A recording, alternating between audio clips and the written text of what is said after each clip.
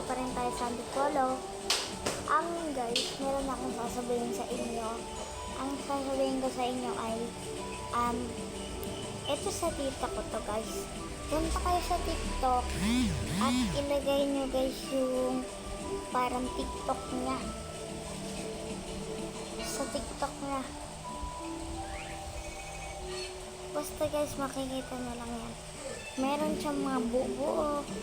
Ilalagay ko na lang sa parang meron siyang binabenta sa link para magkaroon siya ng pera. Ako, tamang higalan.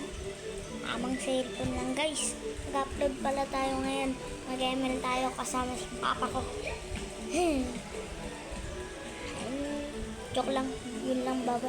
Mag-ML ako na mag-isa. May gamit ko o sana o kahit ano.